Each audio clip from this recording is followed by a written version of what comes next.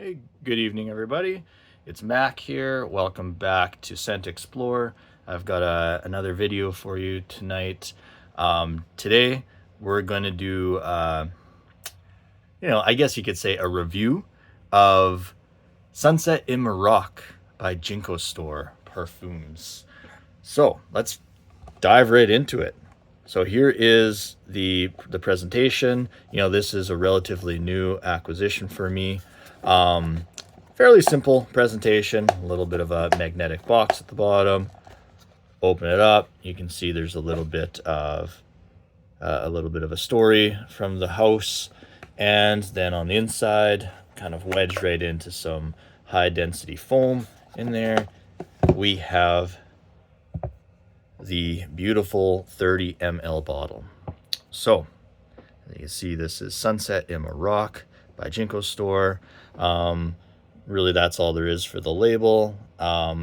Beautiful wooden cap here, 30 ml bottle. All right, set that back a little there. So a little bit about this fragrance. So Sunset in Maroc is from the house Jinkoh Store. The perfumer is Marius Pana, and this is a brand new perfume in 2023. Just launched, I think September, maybe October of this year. So relatively, brand new release. With regards to the notes, I'm actually going to just kind of refer to, I'm going to be paraphrasing, the perfumer's notes and story about this fragrance here. So Marius created an amber accord. Well, first of all, I should say that the style of this fragrance, so the perfumer Marius, he states that he's tailored this specific perfume to his own individual style and taste. So he mentions that this is one of the first times that he's actually made a perfume for himself, rather than what he believes that his clients or his fan base wants. This is specifically for him. So clearly Marius, as you'll hear, is a big fan of rose. So he created, to start us off, an amber accord. So not to be confused with ambergris, but an amber accord is made mainly from labdanum, benzoin, and vanilla. So he used labdanum resinoid from Cyprus, benzoin resinoid and white benzoin from Somalia, and then that's mixed with Madagascar vanilla absolute. So as he describes it, the gourmandish dusty amber is topped with a rose accord obtained from the best Moroccan rose absolutes and through molecular distillation. So he says he uses 4 different kinds of roses.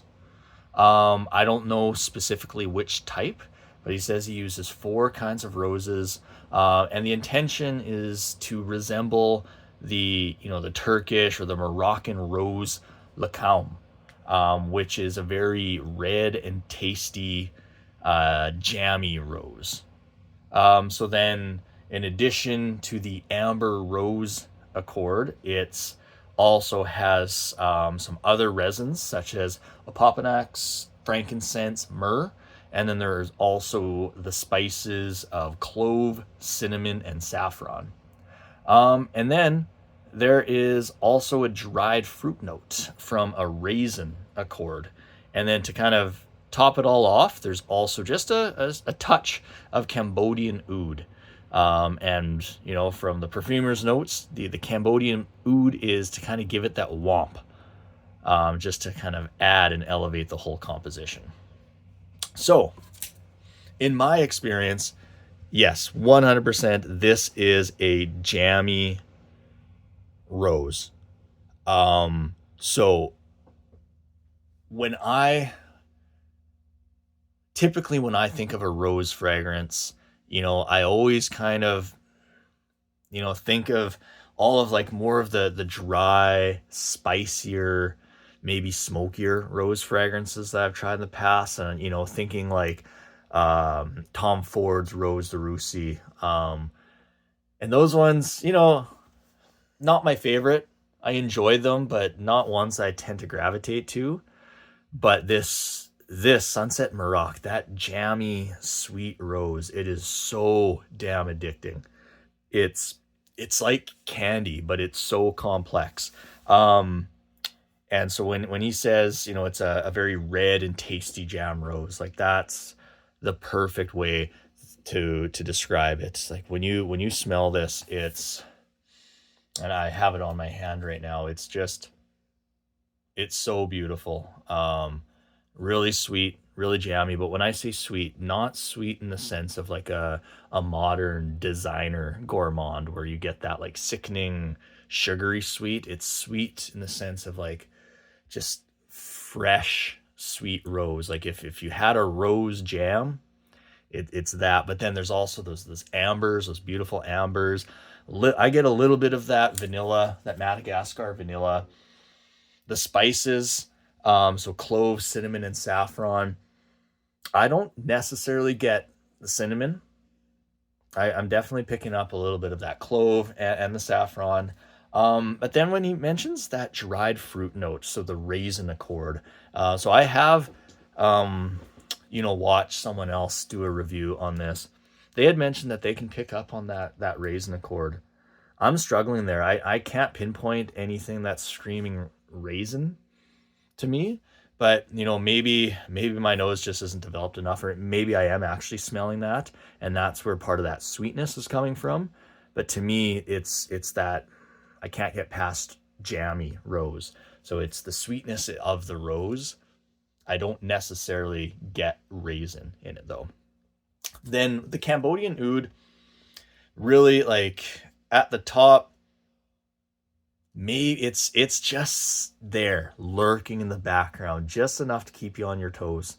It's not an oud fragrance at all though. I would not consider this to be, oud forward at all. It's there in the background, kind of grounding the whole fragrance from, being overly sweet, or just too rose forward. Like, don't get me wrong, this is a rose fragrant for sure, 100%. But that Cambodian oud, it's just there, a little funk, just a tiny bit of a funk in the background, just to make it unique and complex. And I really love that. So in terms of longevity, and performance, this is an absolute beast. So bring it a little closer there for you. So I wore this on the weekend on Saturday. I sprayed two sprays on my arm, kind of my forearm and the inner arm. I then went out, ran some errands. I was wearing a sweater and also had a jacket on. I could just clearly smell that rose just permeating through both layers of my clothing, getting, sillage and projection through my clothes. And I sprayed it on my skin only, not on my clothing. And so it's definitely powerful. I could smell it way into the night when I went to bed. I could smell it when I woke up. So Sunday morning, I showered, scrubbed my arm, and I could still smell it. I actually decided I wore Russian Oud 2 by Arige Lador that day. I sprayed that over top of the arm where I had previously worn Sunset Maroc. And later in that evening on Sunday, I could still smell Sunset in Maroc through Russian Oud 2. So this fragrance, it just never ends. It goes on forever. So in my opinion, this is the perfect skin fragrance. You get such amazing performance wearing it on skin. I personally, I wouldn't spray this on clothing, especially if it's like a jacket you don't wash frequently. Unless you just want that jacket to smell like the jammy rose for like weeks or months, then yeah, be my guest. But if you love wearing other fragrances, I would highly recommend not spraying this on, the clothing that you don't wash frequently, because it's going to linger for a long time. Um, in So I guess I don't really have all the details in terms of, price and availability. I was able to purchase this from just a private seller. I was lucky enough to get my hands on it. I believe that the Jinkoh store or Marius, this is quite limited or small batch. I think he had mentioned something about only making 50 bottles. Hopefully, there's more to come. I don't know if it's completely sold out or not. But if you can get your hands on it and you like rose, but more specifically that jammy, sweet rose, but also with those, amber, that spice, a little bit of that Cambodian oud, definitely recommend this one. It's an absolute treasure. 30 ml is plenty. This bottle will last me the rest of my life, only spraying 1 or 2 sprays each time that I wear it. And it's just gorgeous.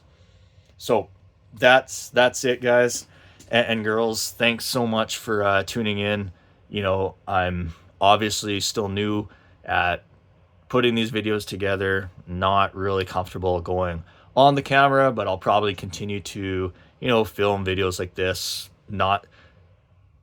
Probably not the most exciting videos to watch, but if you just like hearing another person's opinion or perspective on this style of fragrance, and by that I mean, mainly kind of artisanal, niche, oud forward fragrances. I'm probably going to get through a lot more of my collection doing this, maybe touch on some vintage, maybe get, review some of the other niche or maybe even designer someday fragrances. But there's a million videos out there for every designer fragrance made.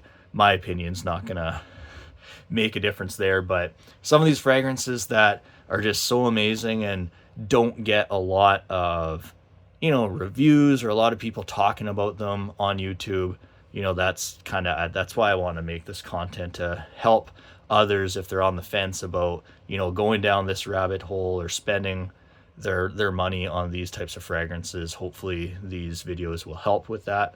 But until next time, thanks for tuning in, and we'll see you.